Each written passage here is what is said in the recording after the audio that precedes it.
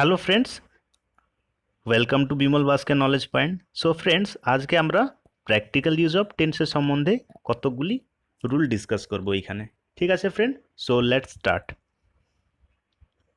দেখো rule number ওয়ানে কি বলছে, তোমরা একটু মন দিয়ে শোনার চেষ্টা করো ফ্রেন্ডস। ওকে, দেখো কি বলছে, যদি প্রিন্সিপাল ক্লজ বা মুখ্য বাক্য এর ভার্ব পাস্ট টেন্সে থাকে তাহলে সাবঅর্ডিনেট ক্লজ বা সহায়ক বাক্যে এর ভার্বটাও পাস্টে হবে। তাহলে দেখো হি সেড, এইটা আমাদের প্রিন্সিপাল ক্লজ, বাকি যেটা আমাদের হচ্ছে হি উড কাম अगेन। ঠিক, তাহলে এইখানে প্রিন্সিপাল ক্লজের ভার্বটা যেটা সেডটা এটা আমাদের পাস্টে আছে, আর যে সাবঅর্ডিনেট ক্লজের ভার্বটাও তাহলে পাস্টে হবে, উডটা দেখো পাস্টে হয়ে গেছে। ঠিক, ক্লিয়ার হয়েছে। দেখো এইবারে আমরা যাব নেক্সট রুলে। নেক্সট রুল কি বলছে, রুল নাম্বার 2 আমাদের। রুল নাম্বার 2 বলছে, যদি প্রিন্সিপাল ক্লজের ভার্ব প্রেজেন্ট টেন্সে অথবা ফিউচার টেন্সে থাকে তাহলে সাবঅর্ডিনেট ক্লজের ভার্ব যে কোনো টেন্স অর্থাৎ কি প্রেজেন্ট পাস্ট অথবা ফিউচারে হতে পারে। একটু আমরা চলো এক্সাম্পল পড়ে নিই, তাহলে এই জিনিসটা ক্লিয়ার হয়ে যাবে। কি, he says that Ram is good. ঠিক হয়েছে। নেক্সট এক্সাম্পল কি বলছে, he said that Sudha was good. তারপরে নেক্সট এক্সাম্পল কি বলছে, he will go if you কাম।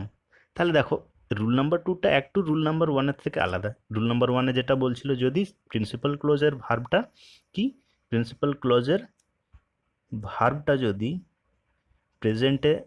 যদি পাস্টে থাকে তাহলে কি সাবঅর্ডিনেট ক্লোজের ভার্বটাও পাস্টে হয়ে যাবে, এই জিনিসটা বলছিল। কিন্তু রুল নাম্বার 2 এর ক্ষেত্রে ঠিক ওই জিনিসটা না। এইখানে কি বলছে, এক্সাম্পলটা দেখো, he says that Ram is good. তাহলে কি, সে বললো রাম হয় ভালো, এই জিনিসটা। তারপরে নেক্সট এক্সাম্পলে যেটা বলছে, কি বলছে নেক্সট এক্সাম্পলে, he said that Sudha was good. ঠিক, ক্লিয়ার হয়েছে। তো এইভাবে, তাছাড়া একটু এই ইনস্ট্রাকশনগুলো ঠিকঠাক পড়বো, তাহলেই আমাদের এক্সাম্পলটা দেখলে সব ধারণাটা ক্লিয়ার হয়ে যাবে। ওকে ফ্রেন্ডস, দেখো তাহলে নেক্সট আমরা রুল, যে 3 নাম্বার রুলটা কি বলছে এই জিনিসটা একটু জানি। কি বলছে, লক্ষ্য করবে যদি প্রিন্সিপাল ক্লজের ভার্ব পাস্টে থাকে কিন্তু সাবঅর্ডিনেট ক্লজে কোনো ইউনিভার্সাল ট্রুথ বলা থাকে। ঠিক, এই জিনিসটা একটু মনে রাখবে, ইউনিভার্সাল ট্রুথ বলা থাকে তাহলে সাবঅর্ডিনেট ক্লজের ভার্বটা কোন টেন্সে হবে, প্রেজেন্ট টেন্সে হবে। ঠিক, দেখো প্রিন্সিপাল ক্লোজ এর ভার্বটা পাস্টে আছে, এখানে হি সেড, সেডটা পাস্টে আছে। তারপরে সাবঅর্ডিনেট ক্লোজে কি একটা ইউনিভার্সাল ট্রুথ বলা আছে, যেটা হচ্ছে সান ইজ রাউন্ড বা সূর্য হয় গোলাকার। তাহলে এর ক্ষেত্রে কি বলছে, যদি প্রিন্সিপাল ক্লজ এর ভার্বটা পাস্টে থাকার সাবঅর্ডিনেট ক্লোজে ইউনিভার্সাল ট্রুথ বলা থাকে, এখানে বলা আছে, তাহলে সাবঅর্ডিনেট ক্লোজের ভার্বটাও এইখানে প্রেজেন্টে হয়েছে। ক্লিয়ার হয়েছে ফ্রেন্ডস। দেখো, আর যে জিনিসটা এখানে নোট করতে বলছি সেটা হচ্ছে যে রুল নাম্বার 1, 2, 3 এইগুলো যেটা তোমাদেরকে বললাম, এইটা তোমরা ডিটেলসে কোথায় পড়বে, ন্যারেশনে পড়বে। ঠিক, ক্লিয়ার হয়েছে জিনিসটা। চলো তাহলে এইবার আমরা রুল নাম্বার 4টা একটু দেখে নিই কি বলছে আমাদের রুল নাম্বার 4। রুল নাম্বার 4 যেটা বলছে, যদি দুটি বাক্যের তুলনা দেনের দ্বারা করা হয়ে থাকে তাহলে পরের বাক্য বা সাবঅর্ডিনেট ক্লোজ যে কোনো টেন্সে হতে পারে। ক্লিয়ার হয়েছে এতদূর, এই জিনিসটা আমরা বুঝতে পেরেছি যে আমাদেরকে কি বলছে এইখানে। তাহলে দেখো এইবার এক্সাম্পলটা দেখি একটু, তাহলেই পুরো জিনিসটা আমাদের পরিষ্কার হয়ে যাবে। He respected you more than he respects his uncle. ঠিক, তাহলে এই দুটি বাক্যকে, যে হি রেসপেক্টেড ইউ মোর এতদূর অবধি, আর একটা হচ্ছে হি রেসপেক্টস হিজ আঙ্কেল, এই দুটো বাক্যকে দেন দিয়ে এখানে কম্পেয়ার বা তুলনা করা হচ্ছে। ঠিক, আর যখনই দেন দ্বারা তুলনা করা হবে তাহলে সাবঅর্ডিনেট ক্লোজের বা যে সাবঅর্ডিনেট ক্লোজ বা পরের বাক্যটা কোন কোন টেন্সে হবে, যে কোনো টেন্সে হবে। এখানে পার্টিকুলার কোনো টেন্স বলা নেই বা হবে না। ঠিক, যে কোনো টেন্সে হতে পারে। তার এই জিনিসটা ক্লিয়ার হয়েছে। চলো এবারে নেক্সট রুলে যাই আমরা। Rule number 5। রুল নাম্বার 5 আমাদের কি বলছে, দেখো রুল নাম্বার 5 বলছে, can, could, may, might, shall, should, will, would, must, ought আর টু। ঠিক, তাহলে এরপরে সব সময় কি হয়, V1 বসে। ভার্বের কোনটা, প্রেজেন্ট রূপটা বা প্রথম রূপটা সবসময় বসবে, মনে রাখবে এই জিনিসটা। দেখো এইখানে কতগুলি এক্সাম্পল দেওয়া আছে। কি বলছে, he can go, he can go, তাহলে ক্যান এর পরে দেখো এখানে গো যেটা V1 ফর্মে আছে, তাহলে ক্যানের পরে গোটা V1 ফর্মে বসেছে বা গোয়ের V1 ফর্মটা বসেছে। ক্লিয়ার হয়েছে ফ্রেন্ডস? ওকে, নেক্সট এক্সাম্পল দেখো সি কুড, তাহলে সি কুড, কুডের পরে এখানে ডান্স, এইটাও V1 ফর্মে বসেছে। তো can could may might shall should, যত এইগুলো আছে সবগুলোর ক্ষেত্রে মনে রাখবে কোনটা V1 ফর্মটা বসে। ঠিক, তাছাড়া যখন আমরা এরার করব তখন দেখবে সব জিনিস তোমাদের ক্লিয়ার হয়ে যাবে। অতএব এখন তোমরা এই রুলগুলো একটু মন দিয়ে শোনার চেষ্টা করো, আর যদি কোনো তোমাদের অসুবিধা হয় ভিডিওটা আবার রিপিট করে তোমরা একটু দেখে নিও। ঠিক আছে ফ্রেন্ডস? ওকে, দেখো রুল নাম্বার এবারে একটু 6টা আমরা দেখে নিই। রুল নাম্বার 6 কি বলছে, চলো একটু রুল নাম্বার 6-এর সম্বন্ধে আমরা জেনে নিই। তাহলে রুল নাম্বার 6-এ বলছে যদি পাস্টে দুটি ঘটনা ঘটে তাহলে যে ঘটনাটি আগে ঘটেছে তার জন্য পাস্ট পারফেক্ট, তথা যে ঘটনাটি পরে ঘটেছে তার জন্য পাস্ট ইনডিফিনাইটের প্রয়োগ করা হয়। ক্লিয়ার হয়েছে এই জিনিসটা? তাহলে দেখো এইখানে কি বলছে, দ্য ট্রেন, এইটা দা হবে, the train had started before I reach the station, তাহলে আমার স্টেশনে পৌঁছানোর পূর্বেই ট্রেনটা ছেড়ে দিয়েছিল। তাহলে প্রথম এই সেন্টেন্সটা আমাদের কোন টেন্সে আছে দেখো, আর তাছাড়া এখানে বলা আছে যেটা যে ঘটনাটা প্রথমে ঘটবে সেটা পাস্ট পারফেক্টে, অতএব এইটা আমাদের পাস্ট পারফেক্টে আছে। আর সেকেন্ড সেন্টেন্সটা দেখো কি আছে, আই রিচ দ্য স্টেশন, এটা পাস্ট ইনডিফিনাইট আছে। ক্লিয়ার হয়েছে? যেটা পরে যে ঘটনাটি ঘটছে সেটা আমাদের পাস্ট ইনডিফিনাইট হবে। তো একইভাবে নেক্সট এক্সাম্পলটাও দেখো কি, the patient had died before the doctor came, তাহলে ডক্টর আসিবার পূর্বেই কি পেশেন্টটি বা রোগীটি মারা গিয়েছিল। তাহলে রোগীটি আগে মারা গেছে, তাহলে এইটা আমাদের দেখো পাস্ট পারফেক্টে আছে। আর পরের সেন্টেন্সটা যেটা ডক্টর কেম, এটা আমাদের পাস্ট ইনডিফিনাইটে আছে। ক্লিয়ার হয়েছে? চলো দেখো নেক্সট রুল নাম্বার আমরা 7টা একটু জানার চেষ্টা করি। রুল নাম্বার 7 কি বলছে দেখো, রুল নাম্বার 7 আমাদের বলছে পাস্ট পারফেক্ট টেন্সের প্রয়োগ কখনো একা হয় না, এর পরিবর্তে সিম্পল পাস্টের ব্যবহার হয়। ঠিক, এই জিনিসটা তোমরা বুঝতে পেরেছো? তাহলে দেখো এক্সাম্পলটা একটু আমরা দেখি। আই হ্যাড গন, ঠিক, তাহলে পাস্ট পারফেক্ট একা প্রয়োগ হয় না বলেছে আমাদের, তো এইটা প্রয়োগ না করে কি বলছে, এর পরিবর্তে সিম্পল পাস্টের ব্যবহার করা হয়। তাহলে এইখানে সিম্পল পাস্ট কি বলছে, আই ওয়েন্ট, তাহলে এই জিনিসটা আমরা করব। অতএব সঠিক আমাদের কোনটা, পাস্ট ইনডিফিনাইট বা সিম্পল পাস্টটা। তাহলে এই উপরের এক্সাম্পল এইটা আমাদের ভুল, বা এটা আমরা ব্যবহার করি না, বা এটা একা ব্যবহৃত হয় না। তার পরিবর্তে কোনটা ব্যবহার করা হয়, সিম্পল পাস্টটা। ক্লিয়ার হয়েছে? ঠিক, চলো তাহলে আর কি একটা নোট করার জিনিস বলছে, সাধারণত পাস্টের ঘটনার জন্য পাস্ট পারফেক্টের প্রয়োগ না করে তার পরিবর্তে সিম্পল পাস্ট প্রয়োগ করা হয়। ঠিক, দেখো আর একটা এক্সাম্পল নিচে দেখে নিই কি বলছে, হি হ্যাড কাম ইয়েস্টারডে, ঠিক, তাহলে এই জিনিসটা কি বলছে, রং বলছে। তার পরিবর্তে কি করব আমরা, সিম্পল পাস্ট বা পাস্ট ইনডিফিনাইটের ব্যবহার করব। তাহলে কি হবে, হি কেম ইয়েস্টারডে। ক্লিয়ার হয়েছে? তাহলে এই জিনিসটা আমাদেরকে করতে হবে। আর এইটা বারবার বলছি তোমাদেরকে একটু মন দিয়ে পড়বে এবং মনে রাখবে। চলো এবারে রুল নাম্বার 8টা আমরা একটু দেখে নিই। রুল নাম্বার 8-এ কি বলছে, কোনো ফিকশন, উপন্যাস যেটা, নাটক, প্লে, ফিল্মের কাহিনী বা কোনো ঐতিহাসিক ঘটনা বর্ণনা করার জন্য সিম্পল প্রেজেন্টের ব্যবহার করা হয়। ঠিক, তাহলে এইভাবে একটু তোমরা মন দিয়ে জিনিসগুলো একটু পড়লেই কি হবে, জিনিসটা ক্লিয়ার হয়ে যাবে। আর একটু তাছাড়া নিচে এক্সাম্পল দেওয়া আছে, এগুলো একটু মন দিয়ে পড়ার চেষ্টা করো, তাহলেই দেখবে সব জিনিস ক্লিয়ার হয়ে গেছে। তাহলে আর কি বলছে দেখো, Ramayana is about Ram who kills Ravana. ঠিক আছে ফ্রেন্ডস, এইটা বুঝতে পারলে তাহলে এটা কোন টেন্সে আছে, সিম্পল প্রেজেন্টে বা প্রেজেন্ট ইনডিফিনাইটে। নিচেরটাও একইভাবে, ইন্ডিয়া ডিসাইডস টু কনকোয়ার, এইটা দেখো কনকোয়ার হবে, হ্যাঁ QURE হবে, কনকোয়ার পাকিস্তান। একইভাবে এইটাও আমাদের সিম্পল প্রেজেন্ট আছে। ঠিক আছে ফ্রেন্ডস, দেখো এবারে নেক্সট রুল নাম্বার 9 আমরা একটু যাই। ঠিক, রুল নাম্বার 9 আমাদের কি বলছে, ইনডিফিনাইট টু এর পরে যে ভার্বটা আসে সেটা সবসময় V1 ফর্মে হয়। ঠিক, তাহলে দেখো কিভাবে, অর্থাৎ SES ING বা DED কোনো ব্যবহার হয় না, আর একেই কি বলা হয়, ইনফিনিটিভ টু বলা হয়। দেখো নিচে এক্সাম্পল দেওয়া আছে, সি ইজ টু গো, তাহলে টু এর পরে দেখো গো হয়েছে, গোন বা GONE, গন বা গোজ এইগুলো হয়নি ব্যবহার। তাছাড়া আমরা এইখানে দেখলাম যে SES বা ING DED এইগুলো এইখানে ব্যবহার করা হয় না। ঠিক, তাহলে টু এর পরে ভার্বের কোন ফর্মটা হয়, V1 ফর্মটা। ক্লিয়ার হয়েছে? তারপরে নেক্সট এক্সাম্পল দেখো কি বলছে, she came here two love me, তাহলে লাভের সঙ্গে এস ইয়েস বা ডি কোনো যোগ হয়নি, টু এর পরে সবসময় আমরা জানলাম V1 ফর্ম হয়। ওকে, চলো এবারে রুল নাম্বার 10টা একটু জেনে নিই। রুল নাম্বার 10 আমাদের কি বলছে দেখো, রুল নাম্বার 10 বলছে বর্তমানে বা প্রেজেন্টে আনফুলফিল্ড উইশ কোনো কন্ডিশন ডিজায়ারকে ব্যক্ত করার জন্য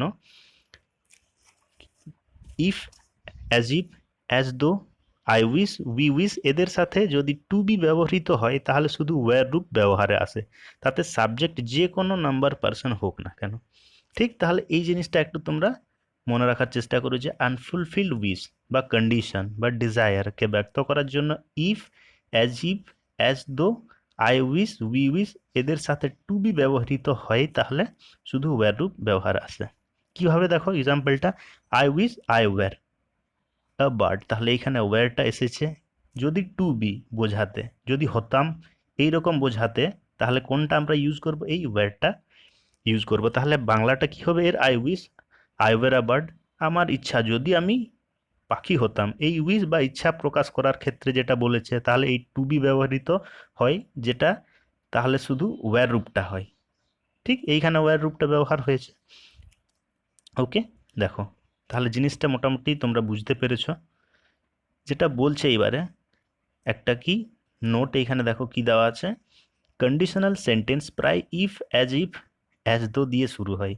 এতে বাস্তবিক পরিস্থিতি বোঝায় এমন কেসের ক্ষেত্রে ইফ, অ্যাজ দো এর পরে ব্যবহৃত সাবজেক্ট এর নাম্বার তথা পার্সন অনুসারে ভার্ব প্রয়োগ করা হয়। দেখো এক্সাম্পল দেখলেই জিনিসটা ক্লিয়ার হয়ে যাবে। If you came here I will teach you. ঠিক, যেটা আমরা এই নোটে পড়লাম ওই এক্সাম্পলটাই এইখানে আছে। তাহলে এই জিনিসটা, এই যে কন্ডিশনাল সেন্টেন্স, এইটা আমরা যদি ঠিকঠাক বুঝতে পারি তাহলে এক্সাম্পল নিচে দেওয়া আছে, তাহলে ধারণাটা আরও আমাদের পরিষ্কার হয়ে যাবে। ঠিক আছে ফ্রেন্ডস, চলো তাহলে এইবারে আমরা নেক্সট রুলে যাই। নেক্সট রুল কি বলছে আমাদের, রুল নাম্বার 11, অতীতে বা পাস্টে আনফুলফিল উইশ কন্ডিশন ডিজায়ার ব্যক্ত করার জন্য I wish, if, as if, as though সাথেও পাস্ট পারফেক্ট টেন্স প্রয়োগ করা হয়। ঠিক, তাহলে এইখানে আবার দেখো কি বলছে এক্সাম্পলটা, তাহলে একটু দেখি আমরা কি বলছে, I wish I had passed in the first division.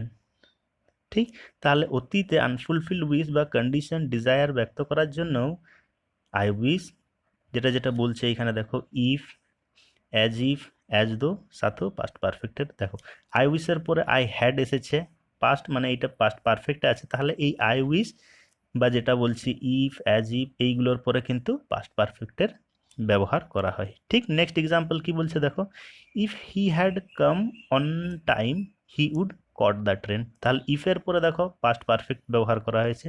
ঠিক, তাহলে এই জিনিসটা আশা করি তোমরা বুঝতে পেরেছো। দেখো এইবারে রুল নাম্বার আমরা 12-এ যাই।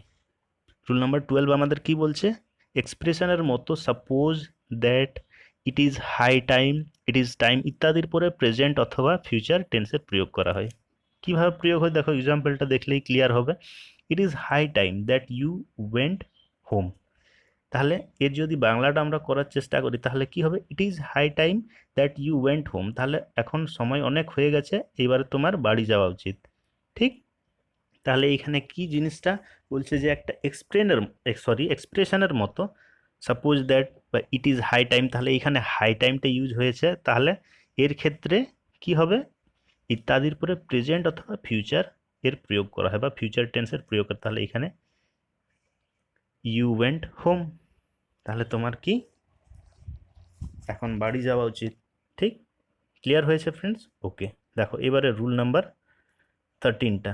রুল নাম্বার 13 আমাদের কি বলছে, ইউজুয়ালি, জেনারেলি, অফেন, হোয়েনেভার অ্যাটসেট্রা শব্দের সঙ্গে সিম্পল প্রেজেন্ট টেন্স প্রয়োগ করা হয়। ঠিক, এইটাতে আমাদের বিশেষ কিছু টাফ জিনিস দেওয়া নেই, যেটা একদম সিম্পলি লেখা আছে, ইউজুয়ালি, জেনারেলি, অফেন, হোয়েনেভার ইত্যাদির সঙ্গে কি সিম্পল প্রেজেন্ট টেন্স প্রয়োগ করা হয়। তাহলে দেখো কিভাবে প্রয়োগ করা হয়েছে এক্সাম্পলটাতে, তো you often laugh at me, তুমি প্রায় আমাকে নিয়ে পরিহাস কর।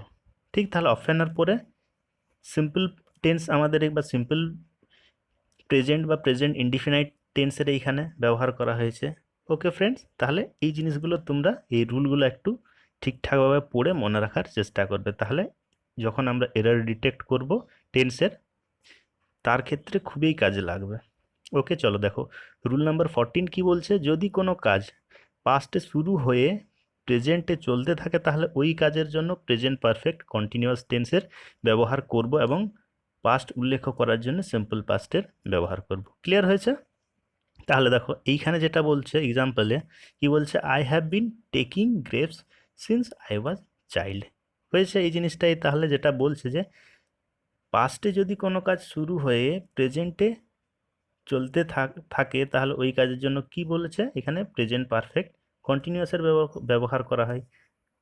ঠিক, আর তাছাড়া এখানে এক্সাম্পলে দেওয়া আছে জিনিসটা। ঠিক, ক্লিয়ার হয়েছে? আশা করি তোমরা বুঝতে পেরেছো। আর যদি না বুঝতে পারো বারবার তোমাদেরকে বলছি কমেন্ট বক্সে আমাকে কমেন্ট করে জানাবে। ওকে, দেখো এবারে রুল নাম্বার 15-এ যাই আমরা। রুল নাম্বার 15 আমাদের কি বলছে, দেখো যখন কোনো কাজ পাস্টে কন্টিনিউ হয় এবং তার মাঝখানে যদি অন্য কোনো কাজ হয়ে থাকে তাহলে যেটা কন্টিনিউ আছে তার সাথে পাস্ট কন্টিনিউয়াস এবং যেটা মাঝখানে হয়েছিল তার জন্য সিম্পল পাস্টের বা সিম্পল পাস্ট টেন্সের ব্যবহার করা হয়। ঠিক, তাহলে দেখো এই এক্সাম্পলটা দেখলেই আমরা বুঝতে পারবো যে কি বলতে চাইছে বা এর রুলটা কি। ঠিক, while I was reading I saw আ থিপ, তাহলে যখন কোনো কাজ পাস্টে কন্টিনিউ হয় তাহলে কি করছিলাম, আমি পড়ছিলাম। হোয়াইল আই ওয়াজ রিড, যখন আমি পড়ছিলাম, আই স আ থিপ কি আমি একটা চোরকে দেখতে পেলাম। ঠিক, তাহলে বলছে যে যখন পাস্টে কোনো কাজ, এই কাজটা আমার হচ্ছিল আর মাঝখানে যেটা হলো সেটা কি, আই স আ থিপ, তাহলে আমি একটা চোরকে দেখতে পেলাম। তাহলে যেটা মাঝখানে যে ঘটনাটা ঘটছে সেটা কোন টেন্সে হবে আমাদের, সিম্পল পাস্টে হবে। তাছাড়া আই স আ থিপ এটা সিম্পল পাস্ট আছে, তোমরা দেখেই সেন্টেন্সটা বুঝতে পারছো।